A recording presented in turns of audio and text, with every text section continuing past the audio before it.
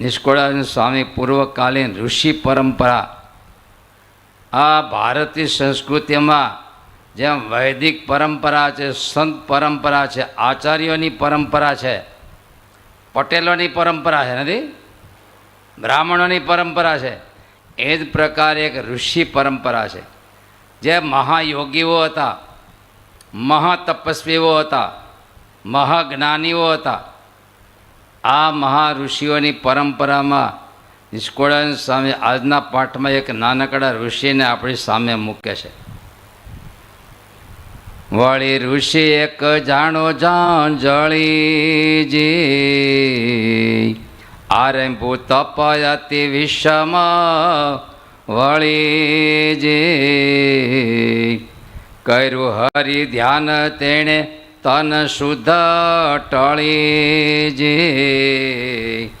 આવ્યા વન વિહંગ ઘણી સુઘર્યોજી, સુઘરીએ મળી માળા ઘાયલા, વળી બેવું કાનની કોર, ઈંડા મૂકી અહો નિશ કરે છે ચોર બકોર,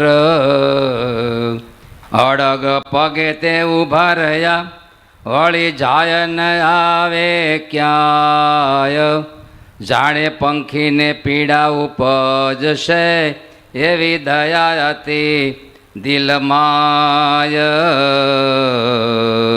ઝાંઝળી ઋષિ વનમાં તપ કરવા માટે ગયા. એક પગે ઊભા રહીને તપ કરે છે અને ઈશ્વરની મૂર્તિમાં અને એના જપમાં ધીરે ધીરે ધીરે યોગ દ્વારા એ ચિત્તને સ્થિર કર્યું. ભગવાનના સ્વરૂપમાં એટલી ચિત્તની વૃત્તિ પરોવાઈ ગઈ, શરીરનું ભાન ભૂલી ગયા, દેશકાળનું ભાન ભૂલી ગયા. અને એ વખતે હુઘરી નહીં પણ એટલે શું, સુઘરી એટલે સારું ઘર બાંધનાર. અને એની સિસ્ટમ છે. આજે જેમ હક પણ કરવો હોય તો સુરતમાં મકાન જોઈએ, દેશમાં જમીન જોઈએ.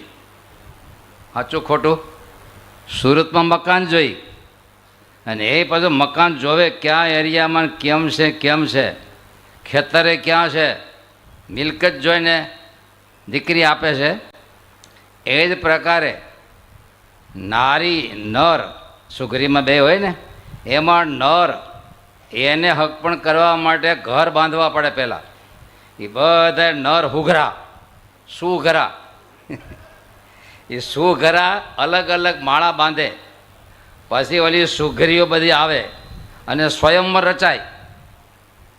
સ્વયંવર કે કોનો માળો સારો છે, પછી એના બાંધનાર હારે એ પ્રમાણે લગ્ન કરે. મકાન બાંધવાનું કોને? હુઘરાએ નહીં, સુઘરાએ. અને એ માળા બાંધે, પછી સુઘરી બધી જોવા આવે, જાય તે જોવા આવે. હવે એવું સિસ્ટમ એવી છે ને. હવે તો હવે પહેલાં તો બ્રાહ્મણ હક પણ કરવા જતા, પછી ધીરે ધીરે મા બાપ જવા માંડ્યા, અને હવે ધીરે ધીરે તો આ સુઘરી છે જાતે જોવા જાય, દરેકના મકાન જોવે, કેટલા ઓરડા છે, કેમ છે, કેવો માળો છે, બરાબર છે ને. સુઘરો છે ને, હુઘરો નથી ને પાછો. અને પછી એને સિલેક્ટ કરીને એની હારે સંબંધ બાંધે. ત્યારે હુઘરીએ શું કર્યું? સુઘરીઓ. પણ આ ઋષિને સીધે તો જો એક નાનકડા પક્ષીને માટે વનફળ લેવા ન જાય, કાંઈ નહીં. જ્યાં સુધી બચ્ચા મોટા થઈને ઉડી ન જાય ત્યાં સુધી જેમના તેમ, જ્યાં સુધી બચ્ચા મોટા થઈને ઉડી ન જાય એમને ઊભા રહ્યા. તમે ઊભા રહ્યો કે ન ઊભા રહ્યો? એક વાંધો નીકળ્યો હોય તો એક વાંધો વયો જાય, પછી આપણે આગળ હાલીએ, બરાબર છે ને. આપણે વ્યાજે કે વ્યો જાય? બોલો તો. ત્યાં ઋષિ તપ કરતા હતા, એના કાન છે એમાં દોરી ઘાલી અને બે કાનમાં માળાઓ બાંધ્યા. હાથ ઊંચા હતા તો આંગળીએ માળા બાંધ્યા, અહીંયા માળા બાંધ્યા, આખો માળાથી કૂદી દીધું. અને પછી તો સુઘરીઓ આવી, સિલક કર્યા, ઈંડા મૂક્યા, એમાં બચ્ચા થયા અને ચી ચારે બાજુ વકીરો. ઋષિ જાગ્યા, જોયું તો બધા માળા, કાન ઉપર માળા, આંગળીએ માળા, આ માળા, હાથે માળા. પાછા એક બંધ કરી દીધી. હવે હું જો હલીશ, આમ તેમ કરીશ તો આ નાનકડા બચ્ચા અને આ સુઘરાને શું થાય? આંખો બંધ કરી પાછા તપમાં બેસી ઉતરી ગયા. પણ ઓલા પક્ષીઓને અપસેટ ન કરાયો, પક્ષીઓને અપસેટ ન કર્યા. અડગ પગે તે ઊભા રહ્યા, વળી જાય ન આવે ક્યાંય, જાણે પંખીને પીડા ઉપજશે એવી દયા ગણી. આપણી બોડી કહેતા શરીરને જેમાં અલગ અલગ વિટામિનોની જરૂર છે, ABCD કે ને, અને એ વિટામિન શરીરમાં આવે મેળવવા માટે અલગ અલગ પદાર્થોની અંદર તે વિટામિનો મૂકેલા છે. કઠોળમાં શું મૂકેલું છે? પ્રોટીન મૂકેલું છે. એટલે થોડું થોડું કઠોળ ખાઈ જાય, નકરું કેરી ઝાપટતા નહીં, નકર પછી માલિશ કરીને થાકી જાઓ. તે વિટામિન તે પદાર્થમાંથી મેળવવા જોઈએ. એમ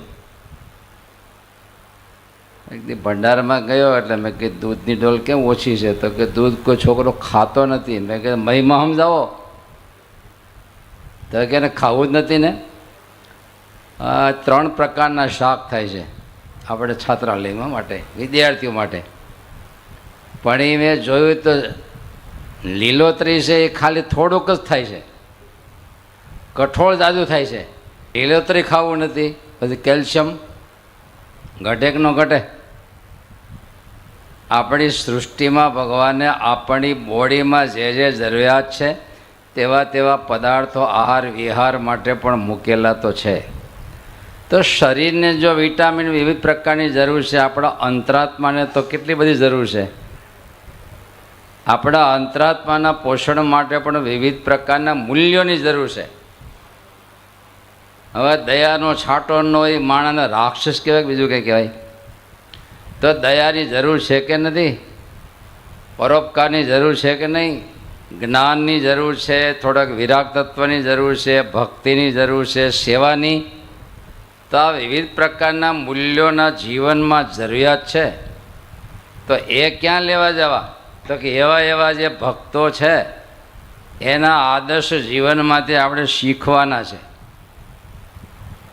કેરીના રસનું તમે પાન કરી શકો, પણ કાંઈ ઇતિહાસને ભૂગોળને પાણી બોળીને ભૂકો કરીને રાબડું કરીને પીવાય નહીં. એને શીખવું પડે શિક્ષક પાસેથી, અને તે વિષયના શિક્ષકો પાસે શીખવું પડે. સ્પેશિયાલિસ્ટો છે બધા, અને તે શિક્ષક પાસે તે વિષય આપણે શીખવા પડે છે. એ જ પ્રકારે આપણા અંતરાત્માને જે મૂલ્યોની જરૂર છે તો તે ભક્તો પાસેના આદર્શ જીવનમાંથી આપણે શીખવા હોય છે. એટલે નિષ્કુળાનંદ સ્વામી એક પછી એક ચેપ્ટરની અંદર અલગ અલગ ભક્તોના આદર્શ જીવન આપણી સામે મૂકે છે. મૂલ્યો ડાયરેક્ટ નથી મૂકતા, પણ એ મૂલ્યવાન એવો આદર્શ વ્યક્તિ આપણી સામે મૂકે છે.